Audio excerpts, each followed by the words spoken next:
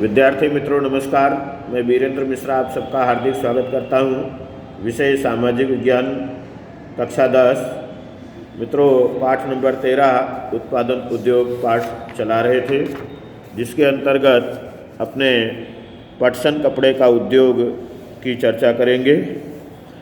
पटसन ये दूसरे क्रम पर आने वाला भारत का मुख्य उद्योग है। मित्रों पटसन एवं पटसन से बनी चीज़ वस्तुओं के उत्पादन में भारत का स्थान प्रथम है। पटसन के निर्यात में भारत का क्रम बांग्लादेश के पश्चात दूसरा है। देश में पटसन का कुल उत्पादन में बंगाल लगभग 80%, आंध्र प्रदेश 10% एवं बाकी का उत्तर प्रदेश, मध्य प्रदेश, ओडिशा, असम, त्रिपुरा में पटसन का उत्पादन होता है। पटसन को संशोधित करने के लिए भारी मात्रा में पानी का उपयोग होता है। इसकी अधिकांश मिलें हुगली नदी के किनारे आई हुई हैं। सस्ता मानव श्रम, बैंक एवं बीमा सुविधा, निर्यात के लिए बंदरगाह की सुविधा के कारण पश्चिम बंगाल में यह उद्योग केंद्रित हुआ है। आज विभिन्न वस्तुओं के पैकिंग में अन्य विकल्पों के कारण पटसन की मांग में कमी आई है। अधिक उत्पादन खर्च तथा बाजार में पटसन की घटती मांग जैसी समस्याओं का सामना पटसन उद्योग कर रहा है। मित्रों रेशमी कपड़े की बात करें तो भारत में रेशमी कपड़े के उत्पादन की सुदीर्घ परंपरा रही है। चीन के बाद भारत रेशम उत्पादन करने वाला द्वितीय क्रम वाला देश है। भारत में 4 प्रकार के रेशम का उत्पादन होता है। मित्रों शहतूती, इरी, टसर तथा मूंगा ये इसके रेशम के प्रकार हैं। वर्तमान समय में भारत में 300 जितनी रेशमी कपड़ा बुनाई की मिलें हैं। कर्नाटक, मध्य प्रदेश, पश्चिम बंगाल, तमिलनाडु, पंजाब, जम्मू कश्मीर कच्चा रेशम तैयार करने वाले मुख्य राज्य हैं। रेशमी वस्तुओं की निर्यात यूरोप,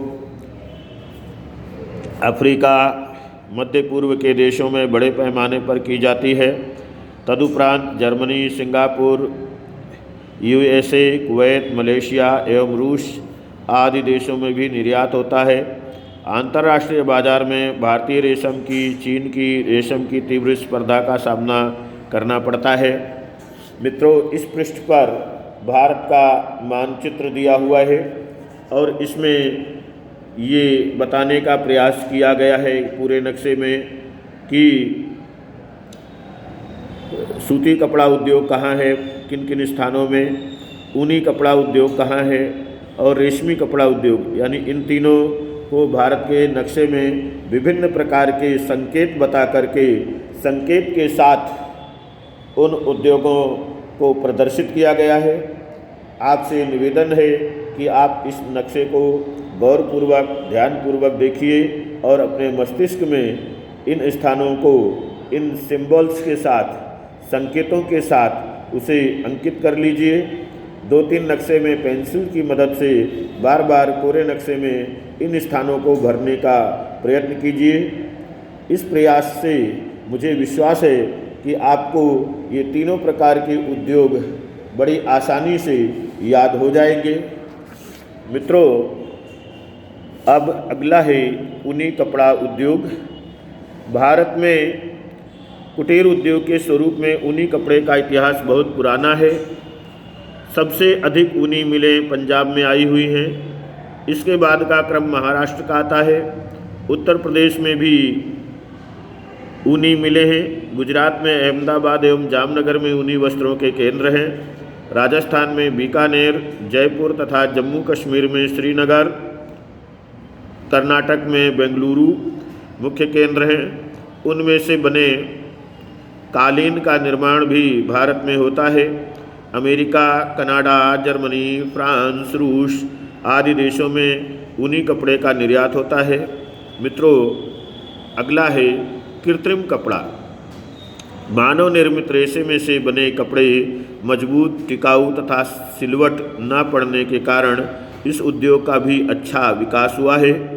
कपास के रेशे के साथ कृत्रिम रेशा मिलाकर मिश्र कपड़ा बनाया जाता है।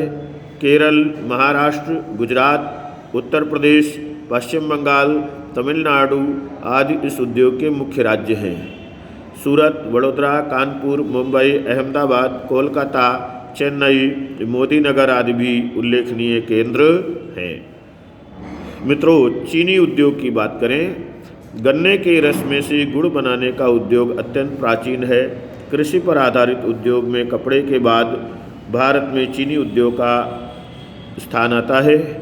गन्ने में रही पानी की मात्रा कम ना हो जाए, इसलिए गन्ना काटने के बाद 24 घंटे में उसकी पेराई करनी आवश्यक है, अन्यथा उसमें से चीनी की उत्पादकता घट जाती है।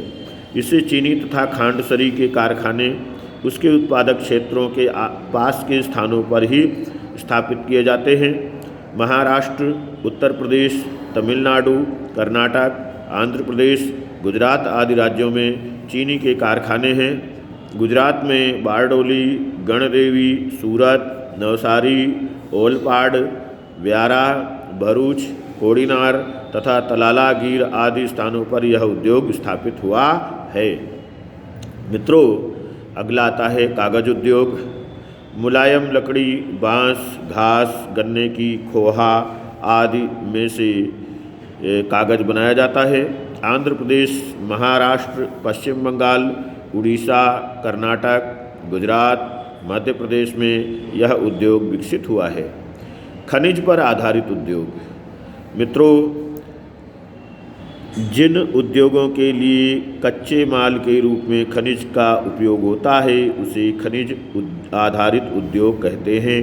लोहा एवं फौलाद उद्योग, एल्यूमीनियम, तांबा, रसायन उद्योग, खाद उद्योग, सीमेंट उद्योग, परिवहन के साधन तथा इलेक्ट्रॉनिक उद्योग का समावेश होता है।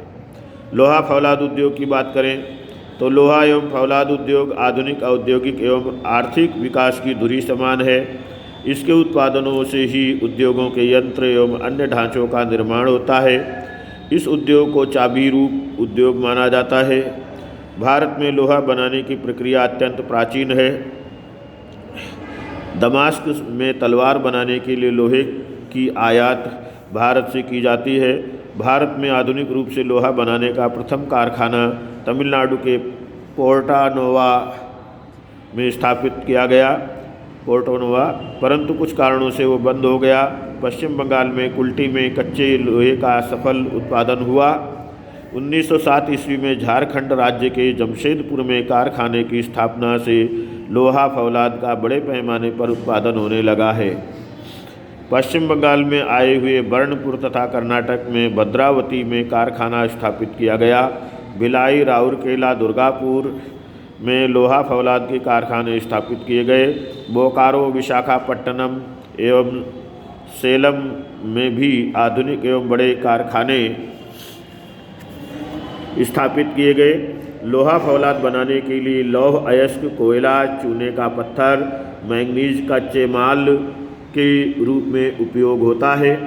गुजरात में हजीरा के पास मिनी स्टील प्लांट स्थापित किया गया है। टाटा सिवाय के लोहा फौलाद के कारखानों का प्रबंधन steel authority of India SAIL को सौंपा गया है। लोहा फौलाद के उत्पादन में भारत का विश्व में 5वां स्थान है। मित्रों, इस नक्शे में लोहा एवं फौलाद के केंद्र भारत के नक्शे में प्रदर्शित किया गया है। आप इसे व्यवस्थित अच्छी तरह से देखकर याद कर लीजिए। परीक्षा उपयोगी भी है और सामान्य ज्ञान के लिए भी महत्वपूर्ण है। मित्रों, शेष अपने अगले वीडियो में देखेंगे। धन्यवाद।